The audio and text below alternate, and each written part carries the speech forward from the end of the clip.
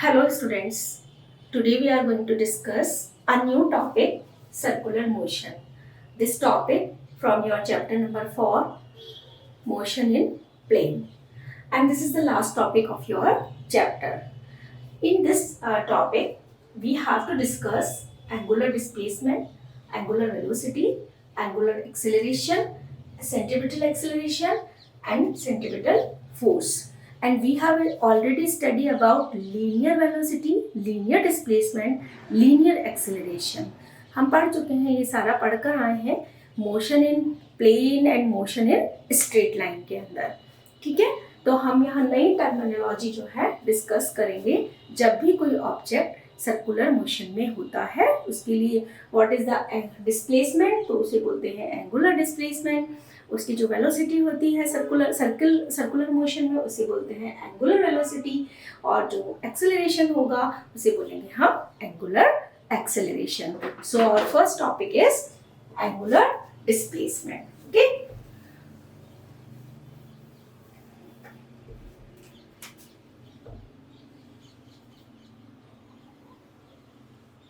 suppose a object or a body start from here, okay, and this is the radius of this circle, and after t time object reaches here, and suppose this is the s length of arc है, ये है s और motion का direction है ये कोई object है हमारे पास, कोई बॉडी है जो यहाँ से स्टार्ट ए पॉइंट से स्टार्ट होती है और after T time B point पर पहुंच जाती है. ठीक है, एंड तो this angle is theta. Okay, तो थीटा तो मतलब कितने एंगल से ऑब्जेक्ट जो है आपका डिस्प्लेस होता है, that is called angular displacement. How much angle, कितने एंगल से जो बॉडी है, जो ऑब्जेक्ट है आपका वो डिस्प्लेस हुआ है, that is called angular displacement. देखो यहाँ से यहाँ तक जाने में वो थीटा एंगल से डिस्प्लेस हुआ है या किसी और एंगल से, थीटा एंगल से डिस्प्लेस हुआ है, तो that is called angular displacement. जितने एंगल से ऑब्जेक्ट या बॉडी आपका डिस्प्लेस होगा वो कहलाएगा एंगुलर डिस्प्लेसमेंट. ठीक है, जैसे हमारी नेक है ये, और नेक को अगर हम ऐसे और ऐसे टिल्ट करते हैं ऊपर वाली साइड, तो कितने एंगल से जो है हमारी जो नेक है वो क्या हुई है, डिस्प्लेस हुई है अपनी. यहाँ अगर हम मतलब खड़े और ऑब्जर्व कर रहे हैं ऐसे, तो जितने एंगल से हमारी नेक डिस्प्लेस होगी दैट इज एंगुलर डिस्प्लेसमेंट. मतलब ऑब्जर्वेशन के काम आता है ये. जब हम ऐसे खड़े हैं और किसी चीज को हम ऊपर की साइड ऐसे ऑब्जर्व कर रहे हैं, तो हमने अपनी एंगल किसी एक पर्टिकुलर एंगल से हमने अपनी जो नेक है उसको डिस्प्लेस किया है, तो दैट इज एंगुलर डिस्प्लेसमेंट. ठीक है, तो angular displacement is represented by theta. Okay, and हमने पढ़ा है कि थीटा इक्वल्स टू होता है length of arc upon radius. क्या होता है, length of arc upon radius. Class 10th में जो है हमने जो सर्कल वाला चैप्टर है उसमें हम पढ़कर आए हैं. ठीक है, तो लेंथ ऑफ आर्क सपोज हम इसे मान लेते हैं s है, ये यहाँ से यहाँ तक का डिस्टेंस, तो थीटा इक्वल्स टू हमारे पास क्या हो जाएगा, s अपॉन रेडियस कितनी है आपकी r, तो हम इसको लिख सकते हैं s equals to theta r भी लिखा जा सकता है और theta equals to s upon r भी लिख सकते हैं. ठीक है, s क्या है, ab equals to length of arc equals to s है. ठीक है, पहली चीज angular displacement is represented by theta. और कोई भी ऑब्जेक्ट कितने एंगल से डिस्प्लेस होता है that is known as angular displacement. And theta equals to होता है length of arc upon radius. तो लेंथ ऑफ आर्क सपोज हमारी s है, तो हमारे पास हो जाएगा s upon r, that s equals to theta r हम लिख सकते हैं. राइट, अब what is the unit of theta. Theta की 2 यूनिट्स होती है हमारे पास में, एक होता है डिग्री और एक होता है रेडियन. क्या होता है, डिग्री और रेडियन.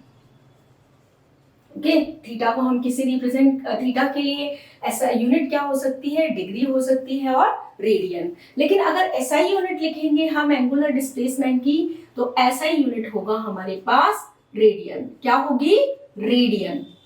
अभी ये बिल्कुल नया पढ़ रहे हैं हमने अभी तक 11th क्लास तक सिर्फ लीनियर मोशन, रेक्टिलिनियर मोशन या स्ट्रेट लाइन मोशन की ही बात की है ना।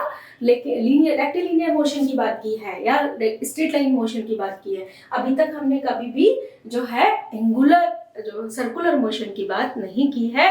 तो सबसे पहली टर्म वहां पर आएगी एंगुलर डिस्प्लेसमेंट, और उसका फॉर्मूला मैंने लिख दिया है, और उसकी एसआई यूनिट क्या होगी, रेडियन।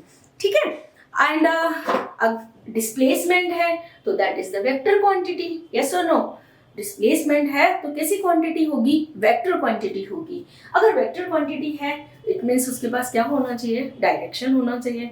तो हम एंगुलर डिस्प्लेसमेंट का डायरेक्शन कैसे देंगे, एंगुलर डिस्प्लेसमेंट का direction given by right hand thumb rule. जैसे वेक्टर में देते हैं वैसे ही वेक्टर क्वांटिटी है, इसलिए उसी तरह से हम इसका डायरेक्शन भी देंगे। देखिए, अगर ऑब्जेक्ट जिस डायरेक्शन में ऑब्जेक्ट मूव कर रहा है, पार्टिकल मूव कर रहा है, आपका बॉडी मूव कर रही है, कुछ भी जो भी आपने सेलेक्ट किया है, अगर बॉडी आपकी कोई भी इस डायरेक्शन में मूव कर रही है, तो आप अपने फिंगर्स को इस डायरेक्शन में कर लीजिए and your thumb shows the direction of angular displacement but along axis.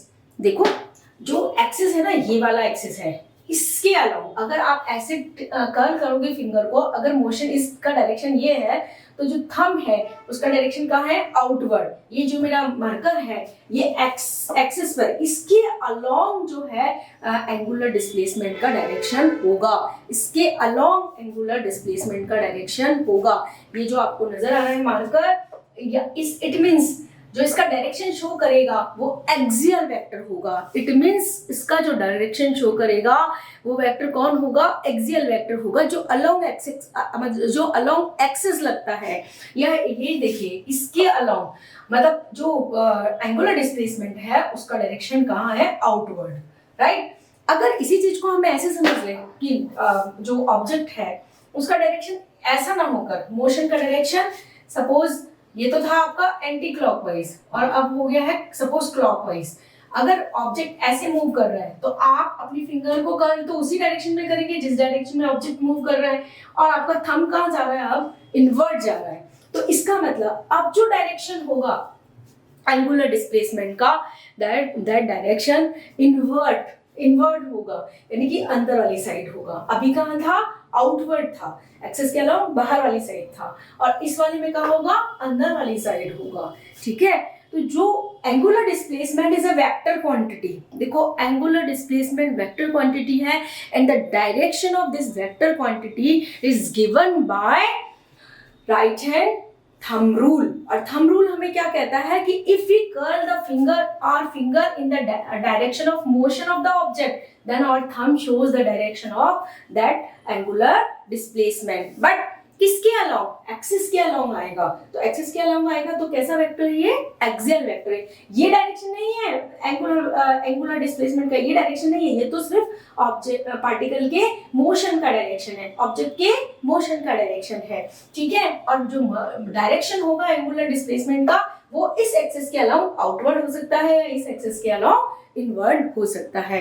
यानी यहाँ से हमें कई सारी चीजें पता चल रही हैं कि ये कैसी क्वांटिटी है, this quantity is vector quantity. Okay. और वेक्टर क्वांटिटी है तो डायरेक्शन कैसे देंगे, राइट हैंड, किससे देंगे, राइट हैंड थंब रूल से देंगे। डायरेक्शन हम देंगे राइट हैंड थंब रूल से। This is angular displacement. And angular displacement में मैंने यहाँ लिखा डिग्री और रेडियन। ओके। कि इसकी जो एसआई यूनिट होती है वो तो होती है आपकी radian. Okay. And what about degree, देखो 360 डिग्री इक्वल्स टू होता है 2 पाई रेडियन। ठीक है। कितना होता है, 360 डिग्री इक्वल्स टू होता है हमारे पास 2 पाई रेडियन।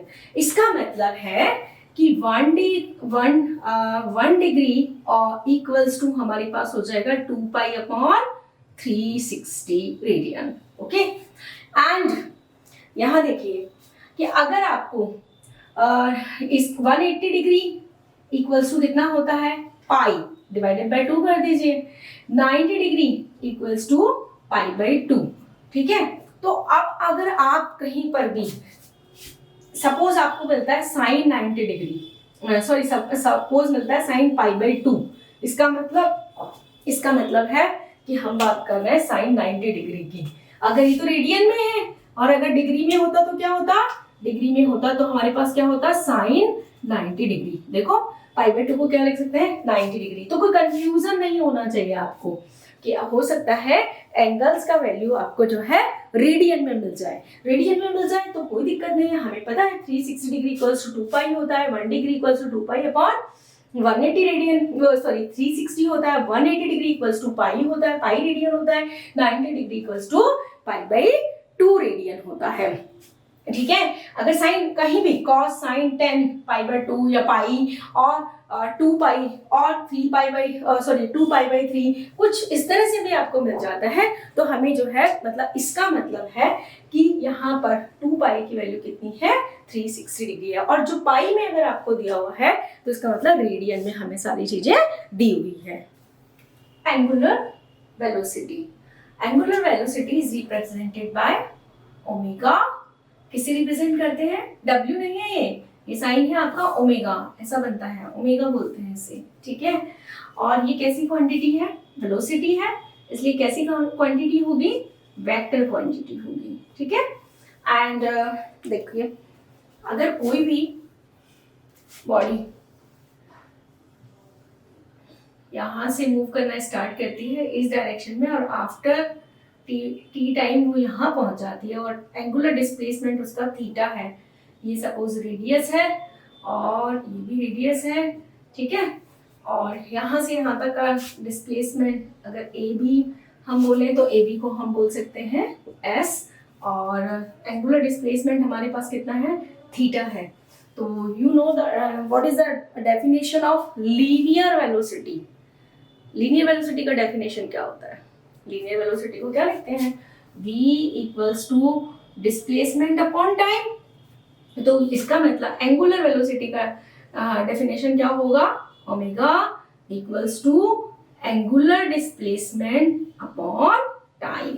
यहां से यहां तक पहुंचने में उसका कितना टाइम लगता है, t टाइम लगता है।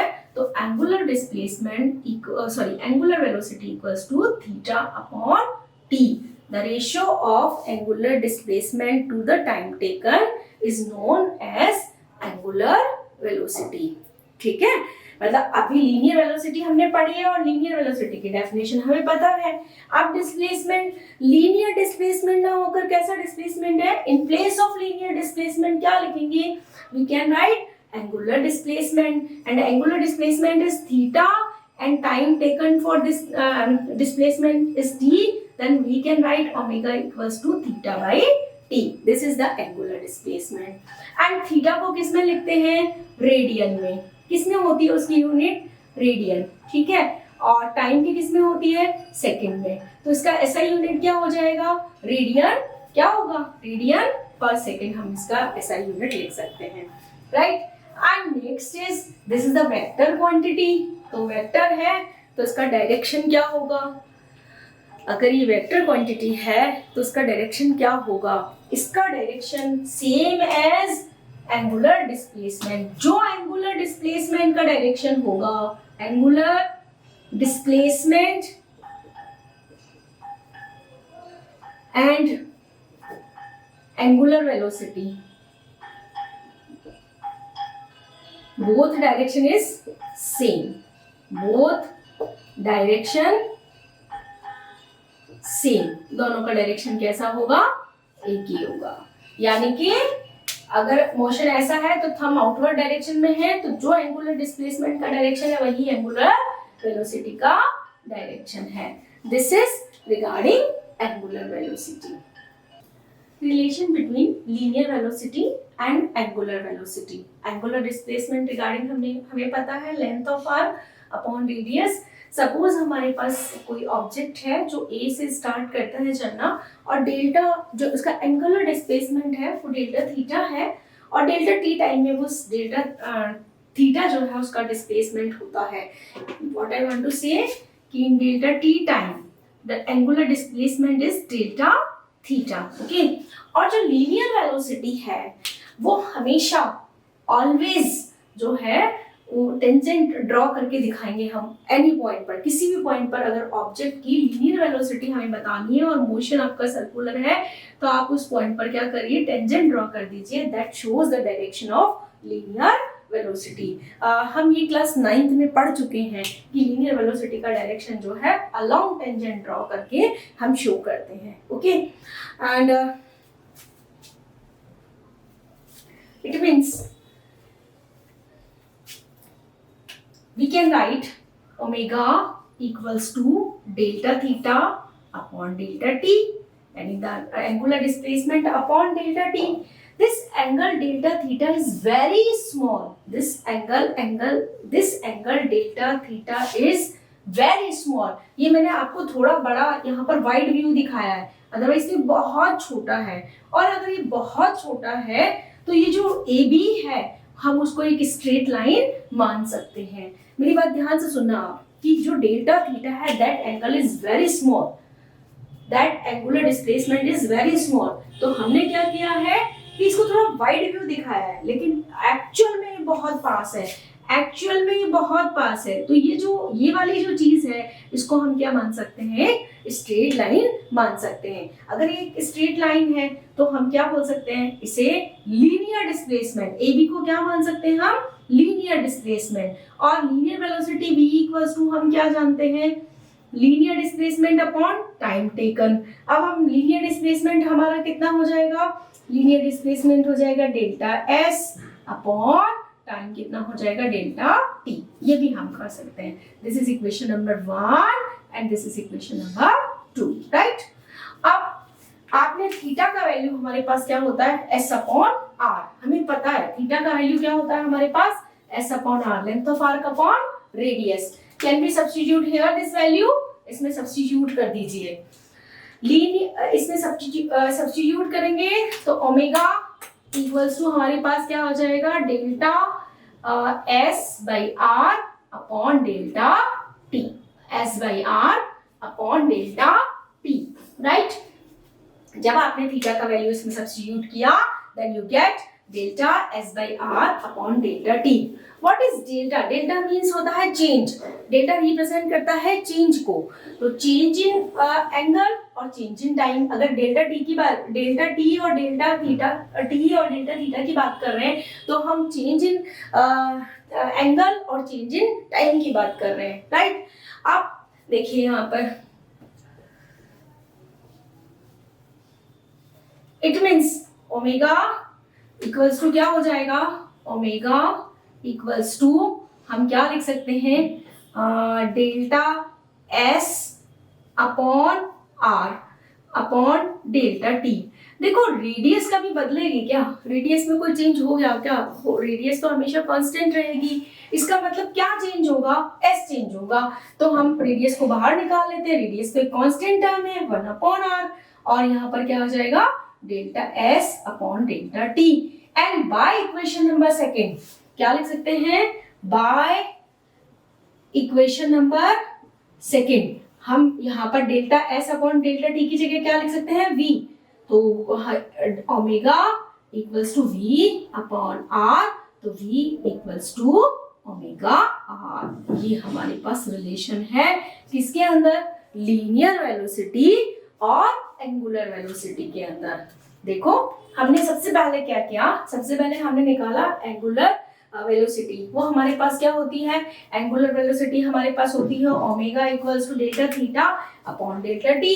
और delta theta upon delta T की जगह हमने क्या, थीटा की जगह वैल्यू रखी s अपॉन r। तो हमें पता है रेडियस तो चेंज होता नहीं है, क्या चेंज होगा, s चेंज होगा, यानी लेंथ ऑफ आर्क चेंज होगी। तो वहां पर जब हमने वैल्यू सब्स्टिट्यूट किया तो then we get v equals to omega r, v equals to omega r। But जो v होता है यानी ये जो लीनियर वेलोसिटी होती है that is always perpendicular to the radius.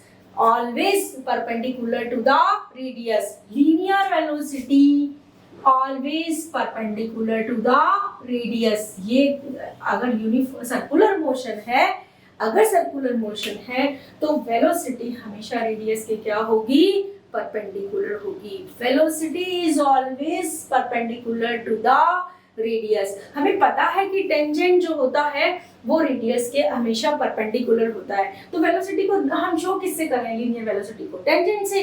तो टेंजेंट हमेशा रेडियस के क्या होगा, परपेंडिकुलर होगा. अब हमें पता है कि लीनियर वेलोसिटी और एंगुलर वेलोसिटी दोनों कैसी क्वांटिटी है, वेक्टर क्वांटिटी है. तो can we write v vector equals to r omega vector. लिख सकते हैं क्या, नहीं लिख सकते हैं, कभी नहीं लिख सकते हैं. देखो जो लीनियर वेलोसिटी है उसका डायरेक्शन तो ये है और जो एंगुलर वेलोसिटी है उसका डायरेक्शन ऐसे है. यानी कि यहाँ है एंगुलर वेलोसिटी का वही डायरेक्शन है जो एंगुलर डिस्प्लेसमेंट का है, और ये वेलोसिटी दोनों एक जगह नहीं दिख रहे हैं, हमें एक ही डायरेक्शन में नहीं है, इसलिए हम ऐसा नहीं लिख सकते हैं. हम ऐसा नहीं लिख सकते हैं. This is always wrong. Magnitude की फॉर्म में ये ठीक है, v equals to omega r, लेकिन v vector equals to r omega vector हम नहीं लिख सकते हैं, कभी नहीं लिख पाएंगे इस चीज को. ठीक है, क्या लिख सकते हैं, तो फिर हम सिर्फ लिख सकते हैं v vector equals to omega cross r vector लिख सकते हैं. ये क्रॉस प्रोडक्ट है, क्या लिख सकते हैं, v vector equals to omega vector cross r vector we can write, but we can't write this. ये wrong है, ये totally wrong है, क्योंकि दोनों का डायरेक्शन सेम नहीं है, तो नहीं लिखा जा सकता है. ओके